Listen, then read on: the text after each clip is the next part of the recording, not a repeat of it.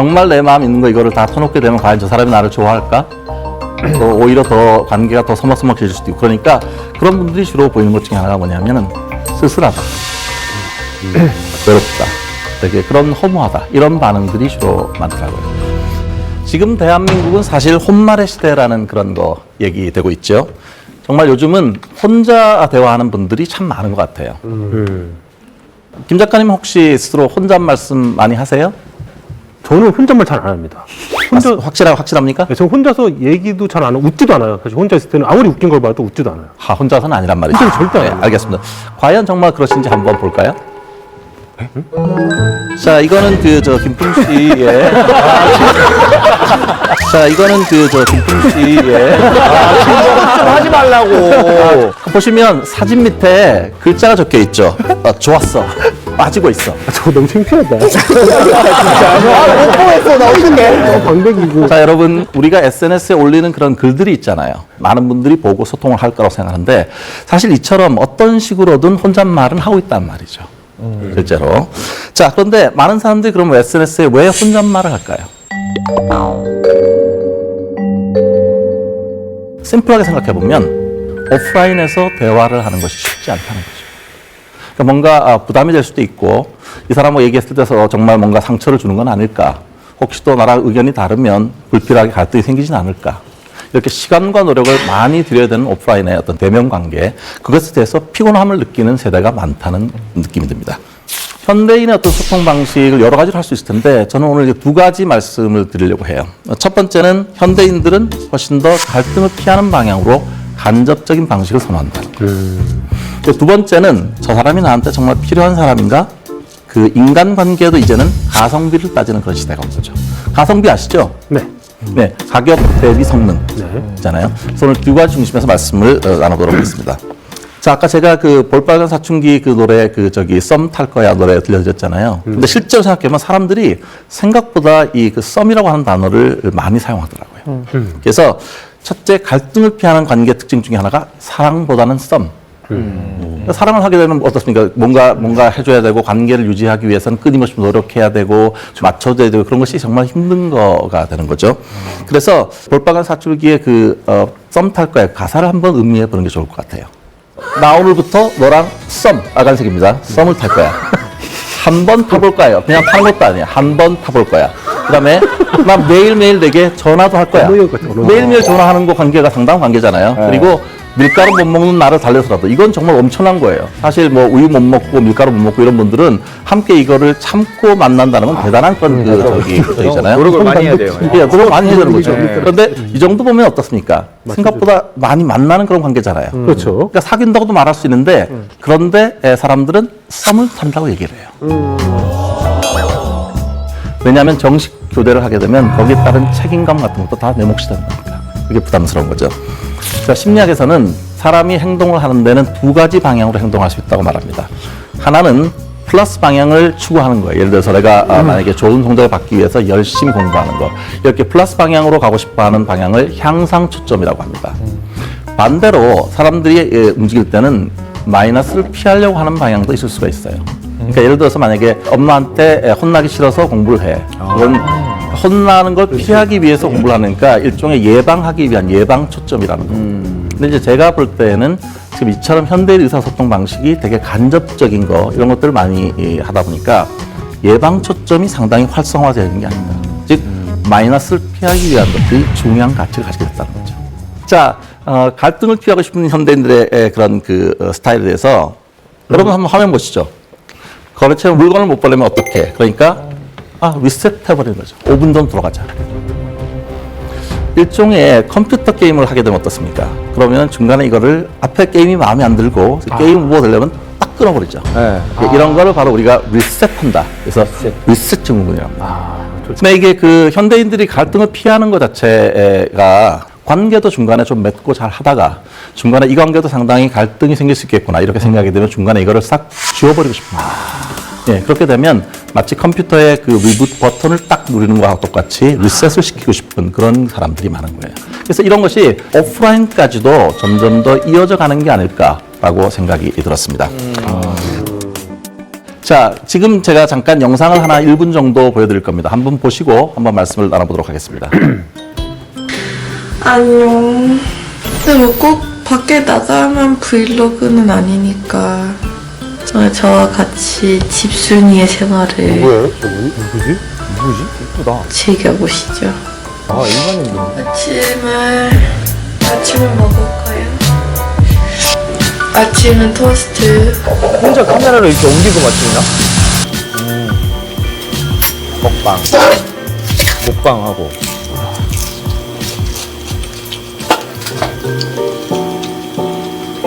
그냥 1인 미디어 같은데. 뭐야? 인터넷 방송인 것 같아요. 인터넷 방송. 네, 이거 보시니까 어떻습니까? 무슨 방송인 것 같습니까? 인터넷 방송 아닙니까? 네, 인터넷에서 이게 유튜브에 올라온 그런 방송인데요. 네. 아, 그래요? 네, 요즘 이게 많이 유행하는 중이에요. 그렇죠. 네, 이런 거를 브이로그라고 합니다.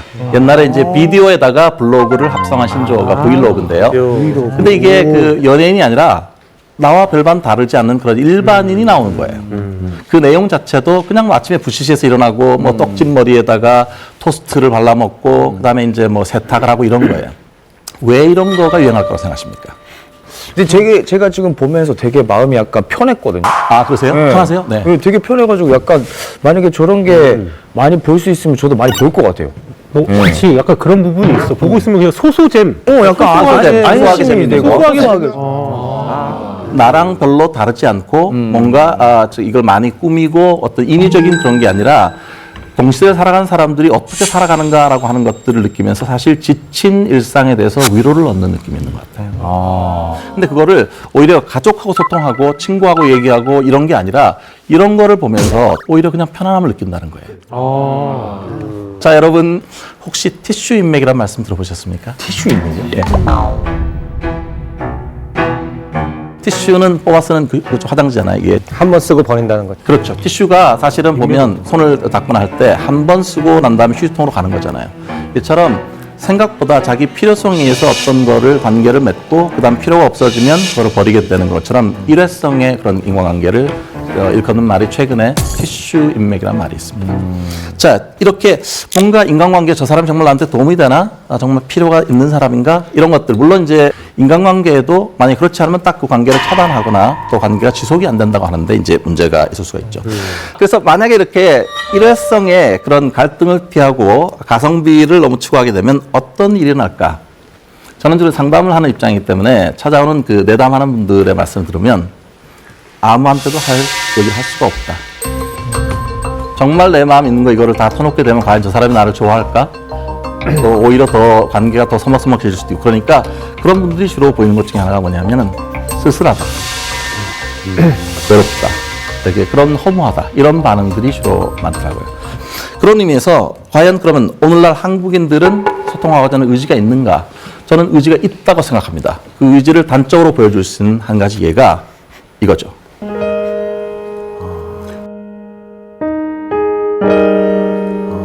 이거는 여러분 잘 아시다시피 2016년에 구의역에서 스크린도어 사고가 생겼고 그때 19살에 안타까운 그런 죽음이 있었습니다. 그 죽음 이후에 많은 사람들이 그 출구 방향에 이렇게 많은 포스트잇을 붙였어요. 보시면 당신은 혼자가 아니라 당신의 잘못이 아니야. 우리가 미안해요. 이런 얘기들이 이 안에 정말 빼곡하게 있고 그 사람을 기리는 많은 물품들이 그 자료에 있었어요. 사실 굳이 만약에 인간관계 과성비라든지 뭐 이런 거 생각하고 여러 가지 본다면 거기까지 가갖고 저걸 써갖고 붙이고 이렇게 같지 않잖아요. 그런데 그렇게 한다는 것 자체가 우리 사회에는 끊임없이 함께 이 시대를 살아가고 있는 사람들과 소통하고 싶어하는 의지가 있다고 저는 생각을 해요. 다만 마치 그게 어떠냐 하면 디지털 시대에 혼자 있는 시간이 많고 그러니까 이게 소통되기는 쉽지는 않다. 마치 봄이 오기 전에 겨울 밑에 이 물이 흘러가고 있지만 아직 얼음이 있는 그런 상태가 아닐까. 그래서 어떻게 이 사회에 소통할까. 함께 지식거인들이 얘기를 나눠봤으면 좋겠습니다. 고맙습니다.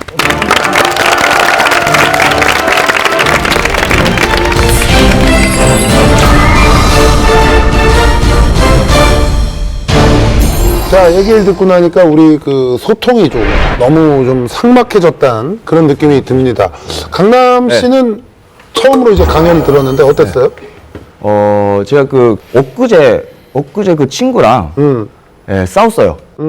왜냐면 제가 얘기하고 있는데 핸드폰을 계속 보고 있더라고요. 네. 그리고 막 대화가 막 이상하게 되는 거예요. 그 핸드폰 보고 있는 것들. 이런 것 때문에 싸웠거든요. 근데 그런 경우가 되게 많은 것 같아요, 요새. 요즘 혼자 같이 있어도 핸드폰 보는 경우 정말 많아요. 그러니까요. 같이 있어도 핸드폰을 보니까 좀 약간 그거는 좀 아닌 것 같아가지고. 옛날에 오프라인 때는 그 시간과 공간에 대한 관념이 좀 달라진 거예요. 맞습니다. 예. 쉽게 말하면 만남을 가지려면 시간과 공간을 공유해야 돼요. 같은 시간에 같은 장소에 있어야 되는데 이젠 대화를 할 때 내가 딱 했는데 3시간 후에 답장이 올 수도 있고 그 다음에 또 멀리 떨어져 있는 이것도 우리 공간 개념 안에 이미 들어와 있는 거죠.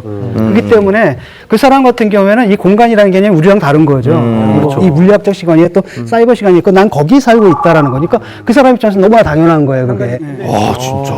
저기 제가 이제 저 방송 끝나고 항상 이제 그 갈비탕 집을 가서 갈비탕을 먹으면서 소주를 한 잔씩 마시는 이제 집이 있는데 어느 순간 이제 거기서 저를 알아본 거예요. 그리고 저한테 말을 붙이고 막 그러니까 그 집에 안 가게 되더라고요. 다른 집에 부담되시는 약간 저희 사생활적인 얘기를 하면은 그 순간에 뭔가 가기가 싫어지는. 그러니까 사람들이 요즘 그 단골 콩나물집보다 마트 가는 이유가 그런 게 아닐까. 참고로 그분이 저한테 아침부터 뭐 소주를 먹냐고 그 순간에 제가 이건 아침부터 소주 먹었어요. 그건 좀 아니다 싶었어요. 맞아, 그런 것도 있어요. 근데 이제 아파트 같은 데서 엘리베이터를 딱 탔는데 같이 탄 사람이 오다 가다는 몇 번 봤잖아. 그러니까 이걸 아는 사람 분류를 해가지고 인사를 해야 되나. 이것도 굉장히 고민스러워가지고. 근데 저 같은 경우는 이제 그 엘리베이터 고민이 저도 많이 돼가지고 그걸 해결하려고 원래 19층 살았는데 4층으로 이사 갔어요. 그럼 해결돼요? 조금만 참으면 돼. 엘리베이터를 타려다가 누군가 이렇게 탄 것처럼 올라오잖아요. 계단으로 그냥 내려가는 거예요. 맞아. 그 정도? 저도 그래요. 저는 심지어 엘리베이터를 막 성공에 들어가잖아요. 누가 들어가고 있으면은 좀 뒤에 들어가요. 맞아요. 이따가 좀 뒤에 들어가가지고 왜냐면 약간 그 마주치는 거에 대한 진짜? 약간 성격인 것 같아요. 어떻게 살아, 그렇게? 아까 우리 선생님 얘기하신 티슈 인맥. 저는 오늘 처음 들어봤어요. 그 가성비라는 개념이 이제 인간관계에도 좀 적용되고 있다는 그런 말씀이신데 티슈 인맥처럼 인간관계에서 이 가성비를 추구하는 거 이게 괜찮은 건가요? 진선생님. 저는 오히려 이제 이렇게 보는데 옛날에 인간관계가 이랬어요. 겹쳐져요. 그래야지 만약에 둘이 헤어지게 되면 이 부분만큼 공유한 부분을 지워요. 상처를 입잖아요. 그렇죠. 그러니까 사실 저는 좋아하는 게 뭐냐면 접점이거든요. 딱 만났다가 딱 만나는 거. 그래가지고 저는 뭐 싸우거나 이러지 않아요. 너랑 나랑 안 만났고 유감이네 헤어져요. 그럼 상처도 안 받기 때문에 다시 또 이렇게 시간이 되면 또 붙거든요. 그러니까 이런 관계인데 요즘 들어와가지고 이렇게 독펄슨하고 캣펄슨이라고 있잖아요. 옛날에는 그 바람직한 인간상이 개처럼 정말 막 이런 사람이었는데 요즘 이제 고양이처럼 이게 까도남이라고 그러나 이런 사람들이 지금 유명해지는데 재밌는 게 뭐냐면 이제 고양이를 데리고 이제 병원에 갔어요. 동물병원에. 딱 보니까 독펄슨하고 캣펄슨이 확 구별되는 게 뭐냐면 독펄슨들은 개 데리고 온 사람들은요 지들끼리 얘기해요. 진짜. 고양이 데리고 온 사람들 다 앉아가지고 혼자서 고양이 데리고 온 사람들 다 앉아가지고 사실 지금 보니까 우리나라 사람 중에 59% 정도가 SNS를 하고 있다고 그러더라고요. 근데 사실은 이제 약간 좀 소통 방식이 되게 많이 변했어요. 그러면 이게 소통에 대한 갈증인 건지 아니면 뭐 달라진 어떤 뭐 시대상이 있는 건지. 앞에 저기 이동 교수님 그 강연에서 제가 그 들었던 개념이었던 것 같은데요. TC 인맥 그런 얘기할 때 저는 그걸 소통의 비용 이런 개념이 떠올랐어요. 대면 접촉을 하기 위해서는 사람들이 직접 만나려면 어디로 가야 되고 뭐 공간과 시간의 일종의 한계를 넘어서야지만 만나서 얘기를 할 수 있잖아요. 그런데 SNS는 그런 비용을 지불할 그 값이 굉장히 낮은 거죠. 그래서 꼭 저는 SNS를 통해서 그 소통하는 것이 그 많은 분들이 걱정하듯이 그렇게 부작용이 아주 크다 그렇게는 생각하지는 않습니다. 과거에는 범주가 좁았어요. 자기 사는 동네에 있었어요. 그래서 뭐가 진정한 소통의 대상인지 이 소통이 진짜인지 아닌지 구분할 필요도 없고 구분할 수가 없었어요. 근데 지금은 이전까지 20년 전에 살던 사람들은 상상하지 못하는 세상에 살고 있는 거예요. 우리 DNA 안에 그렇죠. 낯선 사람들, 더 많은 사람들과 소통하고 싶은 그 마음이 있는데 그걸 예전에 못했는데 이제 할 수 있는 판이 깔렸어. 그러니까 이제 저는 한다는 생각이 들어요. 하나만 더 얘기할게요. 네네네. 이런 거죠. SNS를 통한 소통은 진정한 소통이 아니다. 이런 데서 동의하지 않아요.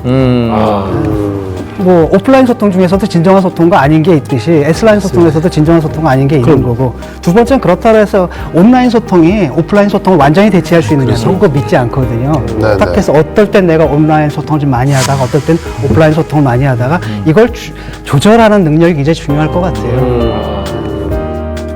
지금까지 이 시대의 소통에 대해서 다양한 얘기를 저희가 나눠봤는데요. 이제 시간을 거슬러 올라가 보겠습니다. 사진을 한번 보실까요? 조금 그 뭐 에집트 그런 거 아니에요? 고대 이집트 관련 사진 같은데 벌써 이런 사진 나오면 대충 누군지 감이 잡힙니다. 아, 그래요? 누구지? 조승현 작가님 아니겠습니까? 요거? 예, 맞습니다. 대체 어떤 강연인지 더 궁금해지는데요. 지식거인 조승현 작가, 당신의 어깨를 빌려주세요. 재밌을 것 같아요.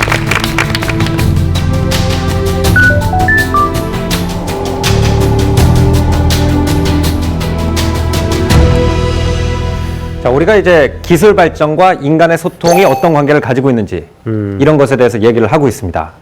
근데 이런 얘기가 나오면 꼭 빠지지 않는 게 있어요. 아이들이 채팅창에서 한국말을 배우다 보니까 언어가 자꾸 이상해지고 있다, 이런 얘기죠. 뭐 집에서 이런 대화가 있을 수도 있습니다. 딸이 아빠 나 팩폭 당했어 이렇게 얘기를 하니까 아버지는 팩폭의 뜻을 모르는 거예요. 자기 딸이 폭행을 당했다고 엄청나게 화를 내세요. 그렇게 되는구나. 그러니까 딸이 뭐라고 합니까? 이거 실화냐? 이거 실화냐? 이렇게 점점 아이들의 언어가 인터넷상에서 따로 발전하다 보니까 세대 간의 소통도 어려워지고 아이들이 표준어 문법이나 맞춤법을 제대로 모른다, 이런 거에 대해서 우려하는 목소리가 굉장히 많이 나오고 있습니다. 근데 저는 오늘 여기에 대해서 반론을 제시하려고 합니다. 언어는 우리가 하려고 한다고 해서 파괴할 수 있는 것이 아니다. 채팅이 이제 한 1990년대 중반부터 굉장히 인기를 끌기 시작합니다. 그러면서 아이들이 인터넷 채팅창에 맞는 새로운 이모티콘과 축약어, 신조어를 굉장히 많이 쓰기 시작해요. 그때부터 많은 언론인들이나 지식인들 또는 선생님들이 이거 큰일 났다, 아름다운 우리의 언어가 망가지고 있다라는 얘기를 해왔습니다. 예를 들어서 이것은 이제 영국의 한 가르디언지에 나왔던 기사에 나온 그 그림인데요. 이 가르디언지 기자는 뭐라고 얘기를 하냐면, 애들한테 요즘 잘 살고 있니? 라고 물어보면 옛날에는 고민을 해가지고 잘 살고 있어요, 기분 좋아요, 나빠요, 슬퍼요, 이런 말을 해야 됐는데 지금은 이런 여러 컴퓨터에 있는 그림 중에 하나만 딱 보내면, 뭐 이런 거 하나만 보내면 자기 감정을 전달할 수 있다는 거예요. 그래서 애들이 이런 식으로 소통을 하다 보니까 어휘력이 낮아지고 결국 우리 인류가 상형 문자를 쓰던 고대 시대로 돌아가고 있다라는 우려를 표명한 어떻게 보면 좀 우스꽝스러운 글이었습니다. 우리나라도 때만 되면은 기사들이 굉장히 많이 나와요. 얼마 전에 제가 읽은 기사 중에는 10대 언어 파괴의 진원지라는 기사가 떴습니다.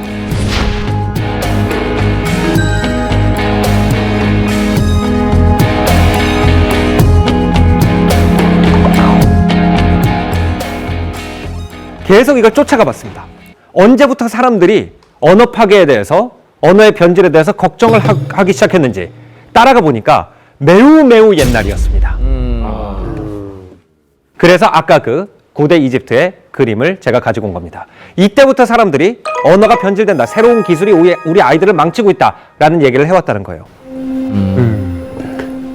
자, 이 그림을 보면은 이제 가운데 데칼의 머리를 하고 있는 신은 고대 이집트 신화의 주연급입니다. 아누비스라는 신이에요. 근데 아누비스 신은 이제 하는 일 중에 하나가 뭐냐면, 사람이 죽지 않습니까?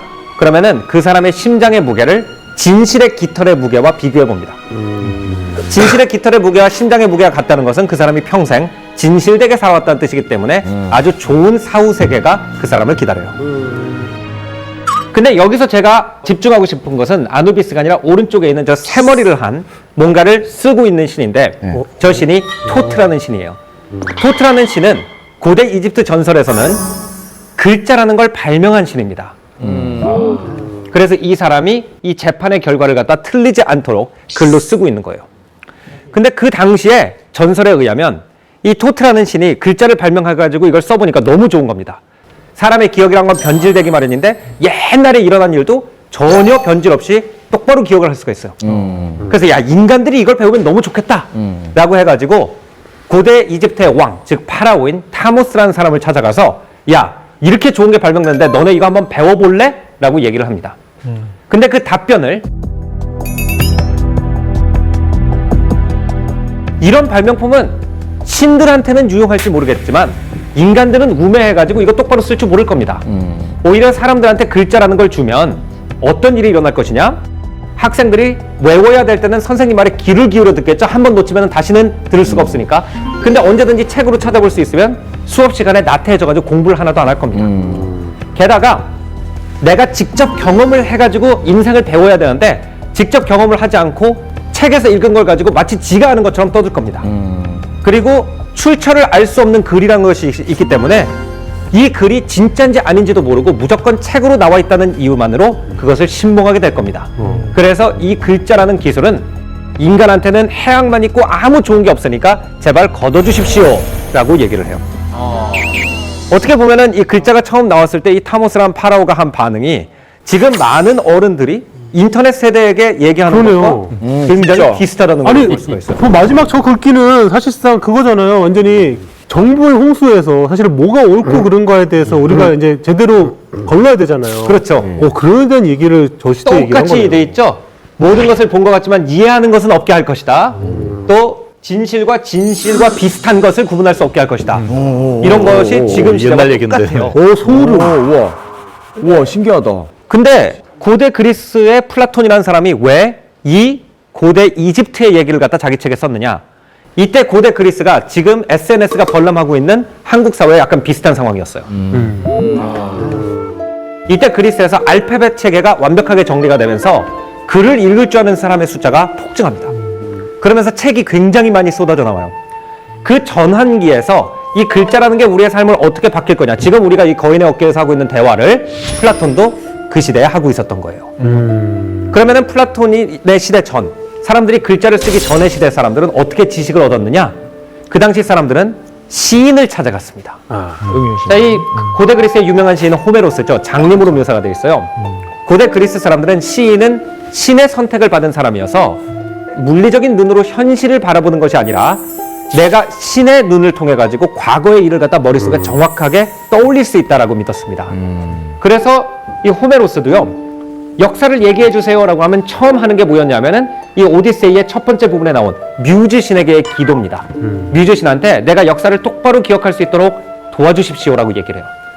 이 시대 사람들한테 공부란 건 뭐였냐면 스승의 말을 귀 기울여 듣고 그거를 최대한 기억하도록 내가 노력을 하고 그 다음에 누군가가 역사에서 무슨 일이 일어났어요 라고 물어보면 신한테 기도를 하는 그 성심을 다해서 기억했던 거를 다시 불러내는 일, 이것이 공부의 가장 중심적인 거라고 믿었기 때문에 젊은 세대가 아무 때나 도서관에 가가지고 책만 찾아보면 역사적 진실을 알 수 있다. 그 고생을 안 해도 된다. 이것은 불경스럽고 매우 상스러운 행동이다 라고 생각을 했던 거예요. 그 다음에 구텐베르그라는 사람이 인쇄 기술을 유럽에서 상용화시키기 시작합니다.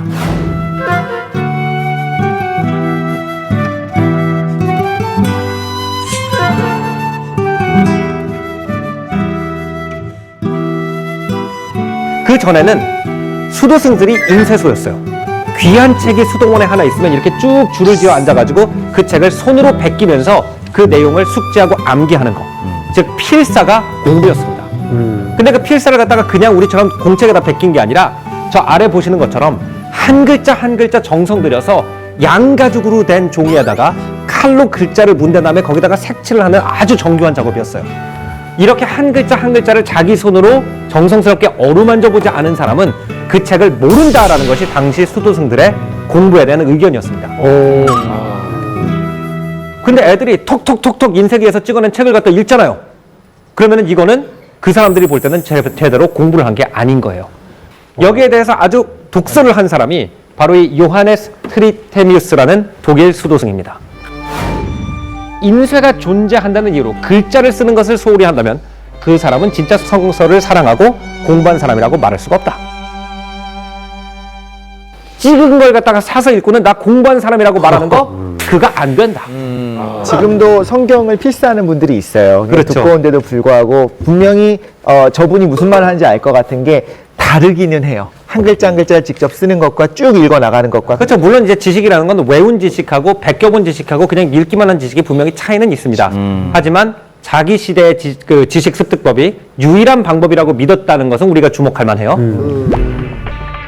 그래서 이 인쇄기가 발명되면서 이런 수도승들의 시대가 지고 베스트셀러 작가들의 시대가 뜨기 시작합니다. 거기서 가장 득을 본 사람 중에 한 명이 바로 지금 우리가 영국 하면은 떠올리는 이 셰익스피어예요. 근데 셰익스피어도 언어 파괴의 주범이라는 얘기를 들을 때가 있었습니다.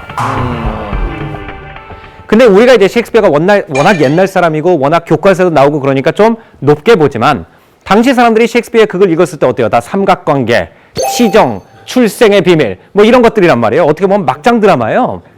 또 셰익스피어는 드라마다 보니까 굉장히 인공적인 언어로 써 있어요. 뭐 우리나라도 막장 드라마 보면 갑자기 당신 어떻게 나한테 그렇게 말할 수가 있어요. 막 이렇게 말하잖아요.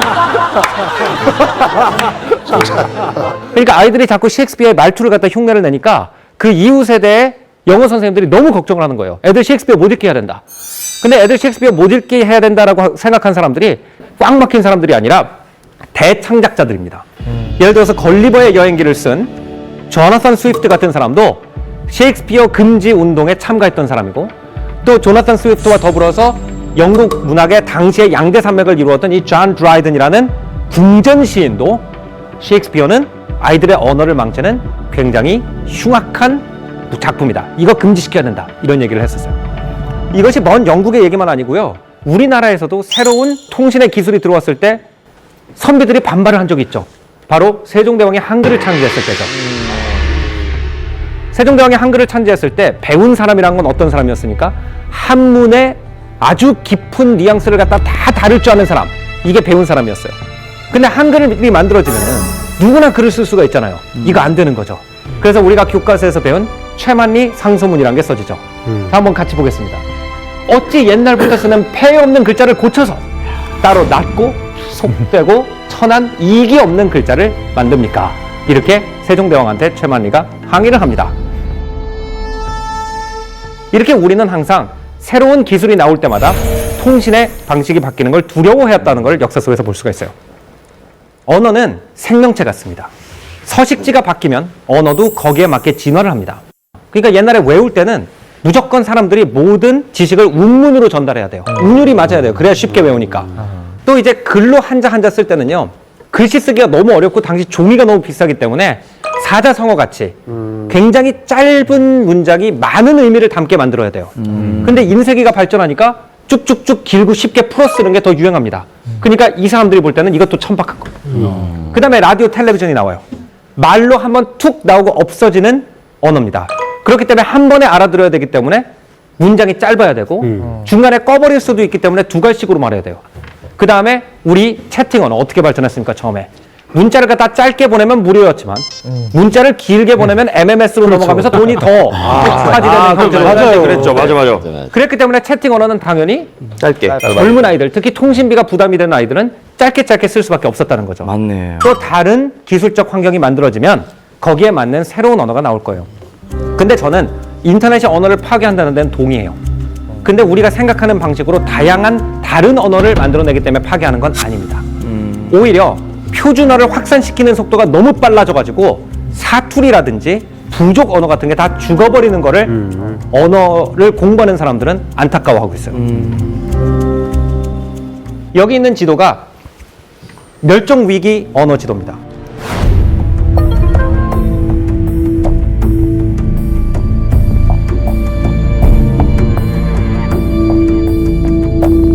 세상에 멸종위기 언어가 577개가 있다고 합니다. 멸종위기란 건 뭐냐면 할머니, 할아버지 때, 엄마, 아빠 때, 아들, 딸 때 중에서 할머니, 할아버지 때만 이 언어를 할 줄 알고 그 아래 세대가 이 언어를 습득하지 않은 언어예요. 다시 말하면 그 노인분들 돌아가시면은 그 수천 년 동안 쌓였던 지혜와 지식과 문화 전통이 다 없어질 위기에 있다는 겁니다. 저 지도에서 우리나라에 있는 위치를 보니까 제주도 그렇죠. 말도 그것도 멸종위기. 예, 제주도 멸종위기죠. 아시다시피 지금 제주도의 젊은 아이들은 제주말을 할 줄 모르는 아이들이 굉장히 많습니다. 예. 이게 먼 얘기가 아니네. 예. 우리나라에서도. 그렇죠. 그리고 실제로 봐도 우리가 옛날에는 부산 사투리라든지 대구 사투리 같은 게 굉장히 강한 그 지역의 문화를 아주 많이 담고 있는 말이었다면 지금은 거의 서울 말인데 억양만 조금 다른 정도가 돼버렸거든요. 그래서 오히려 인터넷은 표준어와 안 맞는 여러 언어를 창조해내는 숫자보다 이미 존재하는 다양한 언어를 파괴하는 속도가 더 빠르기 때문에 인터넷 때문에 애들의 말투가 다양해진다. 이거를 무서워할 게 아니라 우리가 오히려 너무 표준어를 배운 사람들로서 그 표준어를 쓰지 않고 부족어라든지 지역어를 쓰는 사람들을 무시하고 신조어나 추격어 같은 다양한 언어를 갖다 틀리다고 말하는 버릇이 이렇게 수많은 언어를 갖다가 없애고 있다는 것을 반성할 때라는 생각입니다. 감사합니다.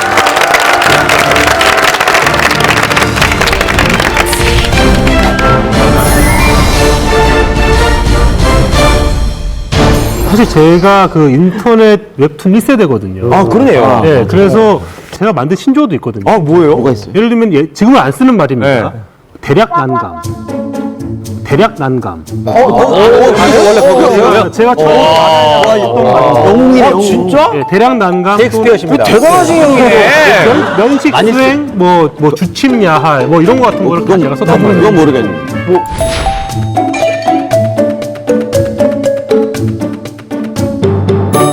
이제 물어봐요 학생들한테 이제 웬만한 거 이제 느낌이 오거든요. 한 네. 10개를 들으면 한 서너 가지는 와요. 근데 이제 찾아봐도 안 나오는 것들이 있어요. 그럼 이제 그거 물어보죠 애들한테. 그럼 이제 가르쳐 줍니다. 그래서 제가 이번에 준비를 했어요. 신조어를 좀 약간 몇 개 준비를 했는데 예, 모르시는 분들이 많으실 거예요 아마. 예, 한번 좀 물어볼게요. 쉬운 것부터.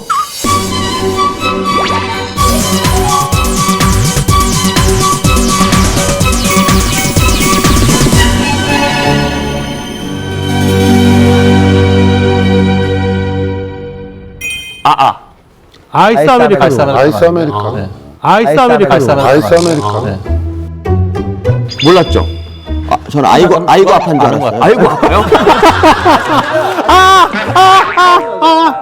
이걸? 보통 우리가 아이를 아동이라고 부르잖아요. 아가 언뜻 보고 애들을 그냥 한문 공부를 너무 하셨어요. 애들의 아이의 복수형이 하니까 그랬습니다. 자, 그러면 아의 반대를 아세요?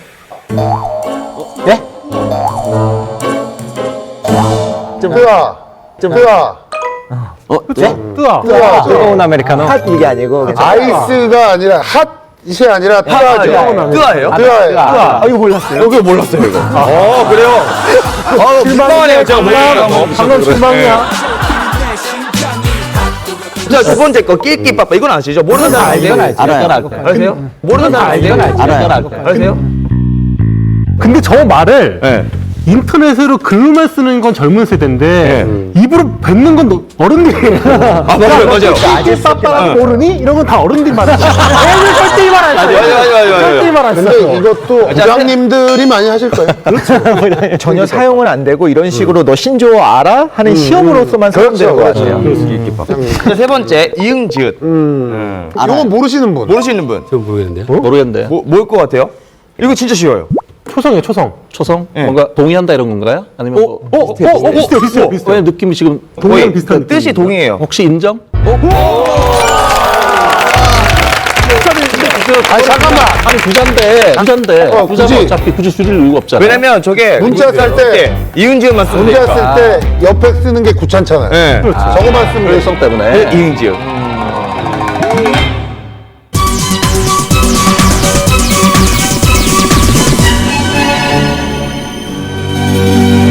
자, 다음 거. 비담. 비담은 비담. 연속으로 모르시는 나왔던 분. 거 아니에요? 비 오니까 다음에 보자는 거 아니에요? 비 오니까 다음에 보자. 네. 비 오니까 다음에 보자. 그것도 괜찮다 근데. 아니구나. 그게 더 센스 있다. 네, 근데 아니에요. 비난에 담대하자. 비난에 담대하자. 비난에 담대하자요? 정말 어른스럽다. 너무 어른스러운 말 어른들이 아닙니까? 만든 것 같은데. 아이들이 우리 비난에 담대하세요. 이렇게 얘기한다고요? 자, 다음 거 갈게요. 네. 재곤네. 제가 곧 내립니다. 제가 곧 내립니다. 아니야? 아니, 하나 만드셔야 될 것 같아. 재밌네. 너무 센스가 더 있으세요. 와, 교수님 너무 재밌으시네요. 저 예전에 그거 있었잖아요. 저 이제 내려. 그 생각했다니까. 아, 그래서. 저희네. 제가 곧 내립니다. 개그맨 분 자. 아니에요? 너무 재밌네요.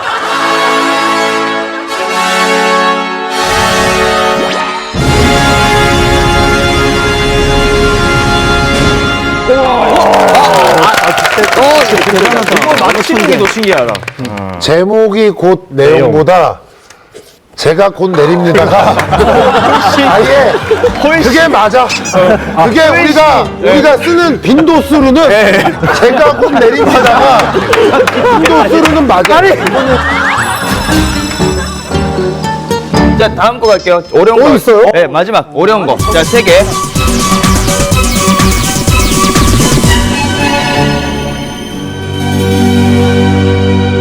자, 처음에 댕댕이. 저건 알지. 저걸 알아요. 모르실걸요? 교수님 안경을 벗으시면 맞히실 수도 있어요. 그렇죠. 약간 좀 희미하게 보면 멍멍이. 멍멍이. 이렇게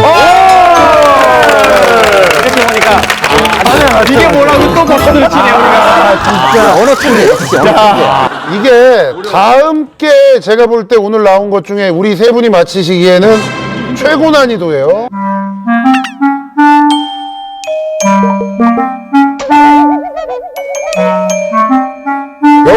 여기 세 분 아시나요? 세 분 아세요? 저거는 저는 모르겠어요. 굉장히 쉽게 맞출 것 같아요. 모르실래요? 잠깐만. 왜냐면 이거 많이 쓰지 않나? 그래 나 3번 진짜 모르겠어. 이건 모르겠어요? 진짜 모르겠어요. 전 알겠어요. 이거는 많이 진짜 모르겠어요. 전 알겠어요. 이거는 많이 쓰죠. 많이 쓰죠. 저거 샵에서 기다려 아니? 샵에서 기다려. 샵에서 기다려 아니? 샵에서 기다려. 대박이다. 천재 아니에요? 삽질 아니에요. 아니에요, 삽질 아니에요? 아니에요. 키 월드와 아, 이거 재밌다. 월드. 교수님들이 모르니까 더 신난다. 내가 가리키는 것 같아. 선배 교수님 힌트를 드렸는데도 지금 뭔가 열심히 찾고 계세요. 지금 말씀하셨는데 거의? 시합지가 뭐야? 지금 말씀하셨는데? 시합지. 근데 답 나왔는데. PC 뭔데? 모르겠어요. 시아버지. 이거 많이 써요. 이거 보니까 알겠어. 야 천재다 천재. 와.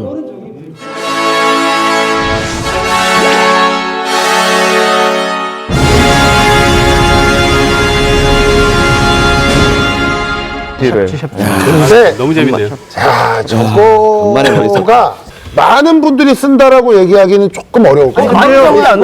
근데요. 바운더리 안에. 근데 장원이 형이 좀 약간 그거 부분에서 오해하고 있는 게 우리가 알고 있는 신조어들은요 실제로 말을 하는 신조어는 거의 없어요. 이거. 대부분 다 인터넷 용어고 인터넷 용어. 어떤 그 커뮤니티나 아니, 이런 것들에 대한 이야기지. 그러니까 제 얘기는 말해서 안다 그게 문제가 아니라 저걸 실제로 그런 글로도 엄청 많이 써요. 사용한 저는 엄청 많이 써요. 핸드폰은 사요 좀. 제발 SS를 해요.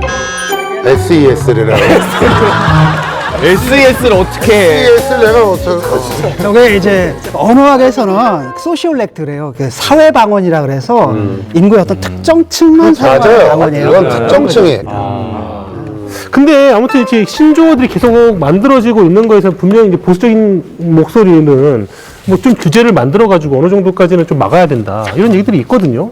우리가 가지고 있는 이 한글의 언어 체계가 한번 확 뒤바뀐 시점이 올 수 있었는데 그때가 언제면 개화기였다는 거예요. 구한말의 주시경 선생이나 이런 많은 분들이 이제 한글의 이제 어학자 분들이 풀어쓰기를 논의한 적이 있어요. 한글을 풀어서 쓰자. 영어처럼 옆으로 쫙 자연모음 이렇게 쭉 옆으로. 큰일 날 뻔했네요 아주. 그게 근데 저한테 너무 충격이었어요. 아, 이게 되게 완전한 형태로 우리가 몇백 년을 이어져 온 줄 알았는데 생각보다 이 체계가 만들어진 게 얼마 안 돼요. 100년 고작 좀 더 된 거예요. 근데 신조어가 없으면은 왜냐면은 살 수가 없거든요.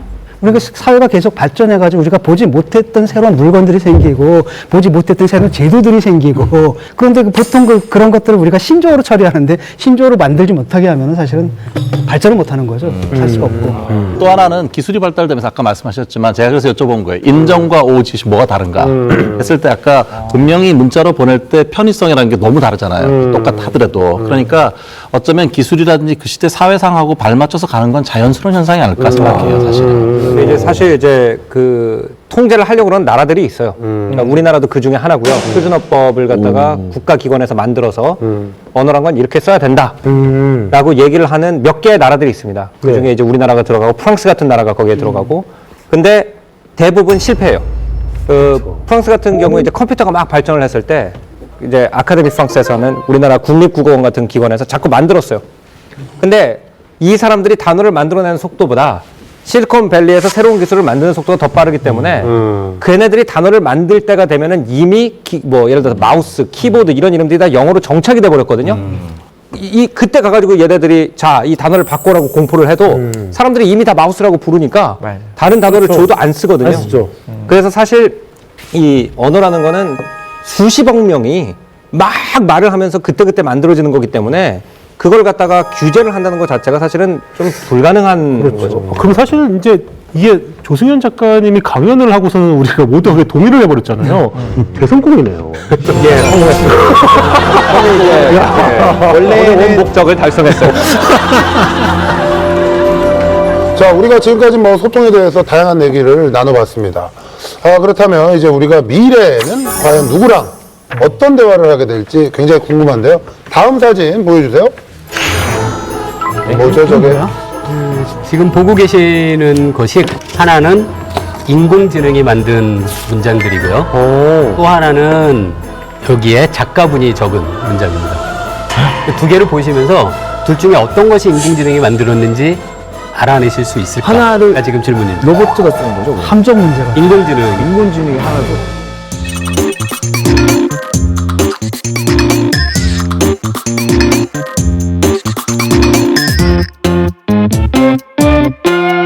이미 인공지능이 쓴 거예요. 2번입니다. 진짜? 2번입니다. 오류가 있어요. 오류가 있습니다. 왜냐면은 장훈이 형이 몸이 맞지 않는 커다란 파자마는 있을 수가 없어요. 그렇죠. 그건 말이 안 됩니다. 그런 게 어떻게 있을 수가 없어요. 그 인공지능이 장훈이 형 모르는 거지. 그렇지 않습니까? 인공지능. 데이터가 있으면 오히려 더 잘할 수 있겠죠. 저는 인공지능이 더 잘하겠죠. 오히려 거꾸로 2번. 그러면 1번이네요. 저 1번이 최적 온도 10도 이게 딱 기계 말이에요. 맞아. 기계 말이야. 기분 좋은 공기. 글이 단정하지 않아요. 아니 근데 그렇게 따지면 맨 위에 그날은 구름이 들이운 잔뜩 흐린 날이었다는 기계의 말이 아니에요 또. 아니, 저거는 아니. 쓰는 말이지, 보통. 그거는 사람이 쓰는 말이고 2번에 하늘이 얼굴을 잔뜩 찌푸린 날이었다도 기계 말이 아닌데 저건 완전히 은유거든. 누가 봐도 은유지, 저거는. 1번이 근데 난 일반이 기가 막혀. 구름이 들이운 경배 문제 다시 걸로 한번 해볼게요. 경배 문제 다시 걸로 한번 해볼게요. 1번이라고 생각하시죠. 인공지능이 쓴 게 1번. 1번. 난 1번. 하나, 둘, 셋, 넷, 다섯, 1번이 그나마 여섯. 모르겠어. 나도 1번인 것 같아. 김풍 씨만 그러면 2번. 저는 그런 파자마를 본 적이 없습니다. 그 정답은 인공지능이 쓴 게 1번입니다. 그렇죠. 이 두 개 중에 어떤 게 인공지능이 쓴 건지 맞추는 것도 물론 재미있지만 제가 그 물어보고 싶었던 것은 큰 차이가 안 난다는 거예요. 그러니까 언뜻 보기엔 그러니까. 누가 쓴 거고. 그러니까 인공지능이 이미 저런 시기에 와 있는 거죠. 우리가. 와, 대박이다.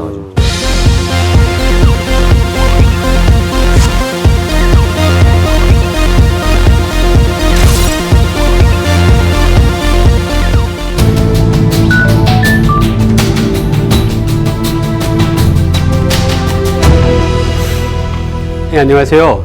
물리학자 김범준입니다. 제가 연구하고 있는 물리학의 분야를 통계 물리학이라고 부르거든요. 통계 물리학이라는 건 굉장히 많은 작은 입자들이 서로 상호작용을 하고 있는 경우에 전체가 어떤 특성을 보여줄까라는 것이 바로 통계 물리학의 주된 연구 대상이에요. 물리학과 인문학 상당히 거리가 멀게 느껴지지 않으세요? 그렇죠? 근데 제가 두 사이의 거리가 아주 가깝다는 것을 지금 여러분 눈으로 직접 보게 해드리겠습니다. 눈을 돌리셔서 뒤에 있는 바를 보십시오. 피직스 바로 옆에 휴메노티가 있습니다. 그죠? 피직스 바로 옆에 휴메노티가 있습니다. 그죠? 그러니까 다들 동의하시죠? 네. 물리학은? 그러니까 다들 동의하시죠? 네. 물리학은 인문학과 상당히 거리가 가깝다. 네. 오늘의 키워드가 소통이라고 들었는데요. 소통에 해당하는 물리학의 개념이 뭐가 있을까라고 좀 고민을 했어요. 그러다가 떠오른 개념이 바로 물리학에서 상호작용이라는 이야기입니다. 상호작용의 상호는 뭐 말 그대로 둘 사이를 얘기하는 거고요. 작용은 말 그대로 서로 영향을 주고받는 거죠.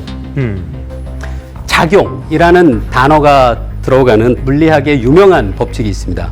바로 뉴턴의 제3법칙입니다. 혹시 김풍 작가님 아시나요? 뉴턴의 재산 법칙. 유턴 재산 법칙이요. 예. 그러니까 그게 이제 만류력하고 좀 다른 거잖아요. 좀이 아니라 많이 다릅니다. 연력하고 목소리 연력하고 많이 다릅니다. 아 그렇죠. 운동법 작용이라고 나왔으니까 모든 작용에는 반작용. 반작용이 예, 맞습니다. 예, 박수 동일한 부탁드려요. 힘의 반작용이 있다. 작용이라고 하는 게 그거밖에 없어. 예, 뉴턴의 재산 법칙이 바로 작용 반작용의 법칙이에요. 제가 이 자리에 지금 이렇게 서 있잖아요. 그러면 제 발이 이 바닥을 미는 힘은 바닥이 제 몸을 위로 미는 힘과 정확히 같습니다. 그게 바로 작용과 반작용의 법칙이에요. 그래서 제가 생각해 보니까 소통도 바로 그런 거라는 생각이 들었어요. A라는 사람이 B에게 어떤 감정이나 정보를 한쪽 방향으로 전달하는 걸 우리가 소통이라고 하진 않죠. B도 마찬가지로 A에게 감정과 정보를 전달하는 것을 소통이라고 하니까요. 그래서 물리학의 상호작용과 우리의 오늘 키워드 중에 하나인 소통이 상당히 큰 관계가 있다는 생각을 해봤습니다. 지금 여러분이 보고 계시는 이 사진은, 이 그림은 인터넷의 모습입니다. 이 여기서 그 밝게 보이는 그런 몇 개의 점들을 보실 수가 있을 텐데요. 그 점들은 인터넷에 참여하는 통신장치가 다른 통신장치와 많은 연결을 하고 있는 상황이라고 생각하시면 됩니다. 이 사진을 SNS에서 여러분의 각각의 친구 관계를 조사해서 그림으로 그려도 마찬가지의 모습을 보여줍니다. 소통도 결국은 사람들을 연결하는 관계의 구조 위에서 벌어지는 거죠. 하지만 최근 들어서 많은 사람들이 관심이 있는 주제가 소통이 사람 사이의 소통뿐 아니라 사람과 인공지능 사이의 소통도 많은 사람들이 관심을 갖고 있죠. 이렇게 요새 어떤 키보드나 자판을 통한 정보 전달로 소통하는 그런 역할을 하는 인공지능을 챗봇이라고 부르죠. 나 심심해. 무엇을 하면 더 유쾌하고 즐거운 시간을 보낼 수 있을지 나랑 사귈래? 좋게 봐주셔서 감사합니다. 하지만 남자가 좋아하는 여자는 뭐야? 제가 잘 이해한 건지 모르겠네요.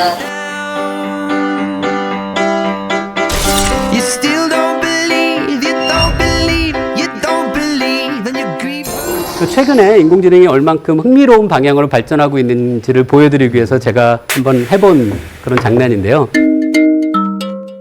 시리에게 물어봤어요. 시리야, 너 연예인 서장훈 좋아해? 라고 물었더니 바로 아무 말도 안 하는데 이렇게 답했습니다. 싫어하죠, 이거는. 시리는 사실 서장훈이라는 존재에 대한 학습 데이터가 사실 없던 겁니다. 그 다음에 또 물어봤어요. 시리야, 왜 말하기 싫어? 뭐라고 했을까요?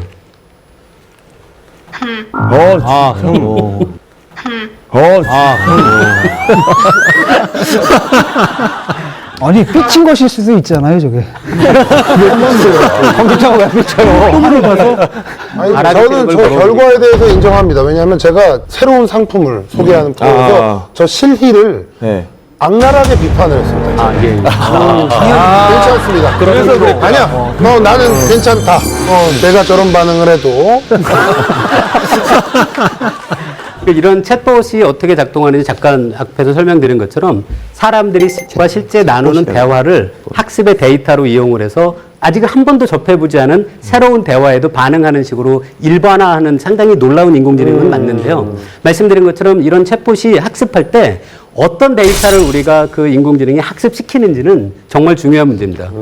작년에 한 회사에서 온라인에 공개한 챗봇이 있었어요. 거기에 어떤 과격주의자들 그리고 혹은 뭐 인종차별주의자들 그런 사람들이 고의적으로 자기들의 생각을 입력으로 넣습니다. 그럼 그 챗봇은 뭐 홀로코스트가 정말 있었을까라고 물었더니 그 챗봇이 홀로코스트가 있었다는 증거도 없고 나는 믿지 않아 라는 답을 했다고 합니다. 그래서 인공지능을 오해하시면 안 되는 게 인공지능을 설계하고 만드는 분들은 그 구조만을 설계하는 겁니다.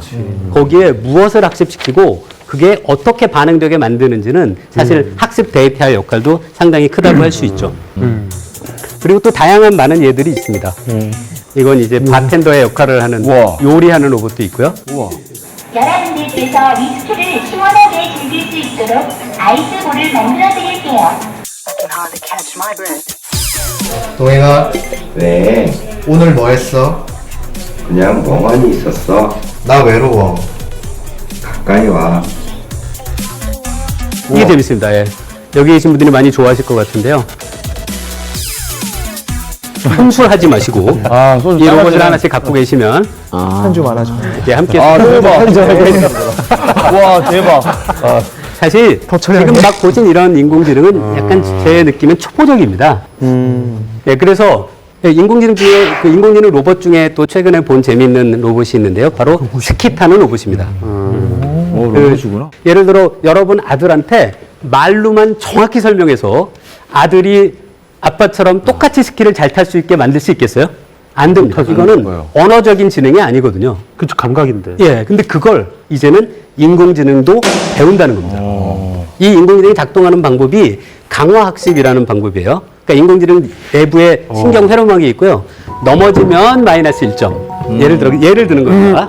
오래 달리면 플러스 1점을 줍니다. 그래서 점수를 극대화하려면 이 내부의 인공지능 신경 회로망의 구조가 어떻게 변할지를 조금씩 바꿔나가는 그런 방법이에요. 어쨌든 스키를 타는 로봇을 만들 수 있다는 거예요, 지금. 그 인공지능에 대해서 우리 사회에 큰 영향을 미친 게 당연히 이세돌과 알파고의 바둑 게임이었죠. 알파고의 바둑 실력은 이미 사람의 수준을 넘어섰다고 저는 생각하고요. 이세돌이 정말로 인공지능을 대상으로 한 바둑에서 그 인공지능을 이긴 마지막 사람일 거라는 건 저는 확신합니다. 그거 일부러 져준 거 아니에요, 혹시? 그런 얘기를 많은 분들이 하시긴 하는데요. 그래요? 생각해 보시면 저도 약간 비겁하긴 한 것 같아요. 처음에 알파고하고 이세돌이랑 할 때는 이세돌이 이기겠지 하다가 막상 지고 나니까 갑자기 아니 바둑이라는 게 사실 이게 인공지능에 너무 적합한 문제처럼 보이는 거예요. 왜 그런지 설명드릴게요. 바둑은 모든 정보가 다 오픈돼 있어요. 숨겨져 있는 정보가 하나도 없습니다. 또 하나 해야 할 일을 수량적으로 명확히 정의할 수 있어요. 돕아서 집수가 많으면 이기는 겁니다. 양적으로 정확히 설명할 수 있는 목적을 우리가 줄 수 있고요. 모든 정보가 열려있는 어떻게 보면 단순한 계산 문제처럼 보이는 거죠. 그럼 이제 다른 생각을 해볼 수 있죠. 그럼 인공지능이 못하는 게 뭘까? 저는 그게 바로 목적 혹은 목표를 정량적으로 명확히 표시할 수 없는 문제라고 생각해요. 그 중에 가장 대표적인 게 바로 여러분이 보고 계시는 이 튜링 테스트의 얘기입니다. 튜링 테스트는 이 컴퓨터 화면을 보고 있는 분이 키보드로 대화를 주고받는 거예요. 온라인 채팅을 하는 거죠. 채팅을 하면서 내 대화의 상대방이 진짜 사람인지 아니면 인공지능인지를 판단하라는 거예요. 약 5분 동안의 이런 채팅을 통해서 10명 중에 3명의 사람을 속아 넘길 수 있으면 그 대상인 인공지능이 튜링 테스트를 통과했다라고 부릅니다. 이런 건 사실 바둑보다 쉬워 보이시죠? 바둑보다 훨씬 더 어려운 문제입니다. 왜? 목적이 명확하지 않아요. 내가 인공지능이 아닌 사람이라는 걸 설득해라 라는 것은 바둑에서 집수 세는 거에 비하면 아주 어려운 문제인 거죠. 하지만 제가 갖고 있는 생각은 그 단계에서 그 튜링 테스트를 통과할 인공지능은 저는 사실 한 5년 안에도 올 거로 봅니다.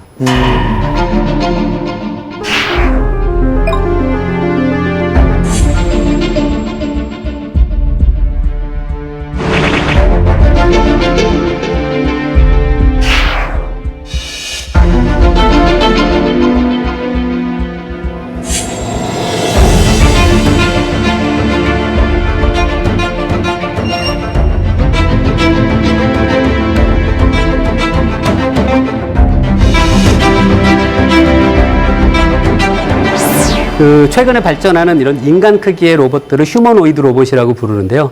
이 로봇 중에 왼쪽은 제 생각에 불쾌함의 골짜기에 약간 한쪽 발 정도는 걸쳐 있을 정도인 것 같은데요. 오른쪽이 정말로 여러분 앞에 있다고 상상해 보십시오. 그러면 인공지능이다, 이게 로봇이다라는 걸 여러분이 100% 확신하기 전에는 친밀감을 안 느끼기가 쉽지 않아 보이는 그런 문제인 거죠. 알기 전에는. 그래서 바로 앞에 인공지능 로봇을 놓고 내가 대화도 하고 내 얘기에 대해서 상대가 어떻게 반응하는지, 그것도 사실 자극에 대한 반응이잖아요.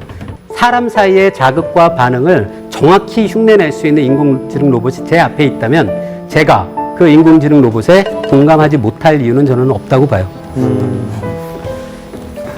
이런 질문도 많이들 하시죠. 인공지능이 이제 결국 인류를 파멸시킬 것이냐, 아니면 우리한테 동반자로서 도움을 계속 줄 것인가 라는 그런 질문인데요. 이 질문을 현재 시점에서 묻는다고 생각하면 저는 친구라고 생각해요. 그 오른쪽에 있는 주크버거의 입장하고 비슷한 거죠. 그리고 앞으로도 상당한 기간 동안 우리 일상의 삶을 좋은 방향으로 바꿀 수 있는 여지는 아주 큽니다. 하지만 먼 미래의 시점에 질문을 한다고 생각해 보면 저는 이 사진에 있는 호킹의 입장과 비슷합니다. 인공지능을 현재는 두려워할 필요 없습니다. 정말로 없습니다. 하지만 영원히 우리가 인공지능을 두려워할 필요가 없을까라고 묻는다면 저는 그렇진 않다고 대답하고자 하는데요. 인공지능이 그럼 현재의 자기보다 더 뛰어난 인공지능을 만들 수 있을까를 질문할 수 있잖아요. 그게 가능해지는 순간 저는 우리가 인공지능을 두려워해야 된다고 보는 거예요. 자, 다시 앞에 여러분한테 보여드린 연결망 사진인데요. 이 연결망이 앞에 제가 처음 보여드리면서 이 그림을 인터넷의 사진으로 봐도 되고 혹은 SNS를 통해서 연결되어 있는 사람들의 사회 연결망으로 봐도 된다고 말씀드렸잖아요. 미래에는 그 두 연결망을 같은 한 장의 종이 위에 그림을 그릴 수 있는 시대가 올 겁니다.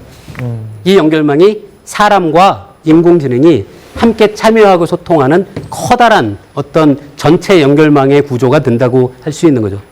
그런 미래가 올 때 우리가 과연 인공지능과 어떠한 소통을 해야 할까라는 것은 앞으로도 많은 분들과 함께 고민해야 할 큰 주제라고 생각이 듭니다.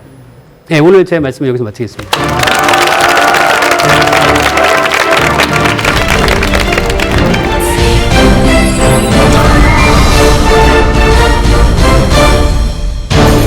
우리 교수님 말씀 잘 들었습니다. 네. 교수님 말씀은 AI가 소통의 시대를 이제 확장했다는 건데, 다른 분은 어떻게 생각하세요? 저는 그 소통의 정의를 어떻게 하느냐에 따라 다른 것 같아요. 그러니까 만약에 인간이 지금 느끼는 것과 똑같은 그런 소통이라고 한다면 저는 아니다 입장인데. 그러나 그 많은 경우에 우리가 인간을 직접 만나고 소통한다고 하더라도 정말 소통이 안 될 경우도 많잖아요. 뭐 가족이 가구 같을 수도 있고 벽 같을 수도 있고. 그렇다면 인공지능 같은 경우는 그렇게 뭔가 오해하고 이런 요소 없이 그냥 어떤 사람이 얘기를 했다. 사실 뭐 그 애플사에서 만든 시리 같은 경우에도 사람들이 단순한 질문 뭐 얘기할 것 같은데 의외로 가만히 지켜보면 훨씬 더 많은 자기 일상생활을 미주알, 고주알 다 그걸 얘기를 한다는 거죠. 거기에 또 중간중간 그런 얘기를 하면 얘기를 한 다음에 기분이 좋아진다는 그런 보고가 훨씬 많아요. 지금 요 얘기에서 소통에 대해서는 저는 지금 시점으로는 불가능하다고 확실히 말씀드리고요. 미래 시점에선 충분히 발달된 인공지능 앞에 서 있는 저는 인공지능과 소통한다고 제가 확신하게 될 겁니다. 근데 내 앞에 있는 인공지능도 나와 마찬가지로 자기가 나와 소통하고 있다고 생각할 거냐라고 묻는다면 그거는 제가 알 수 없다. 뭐죠?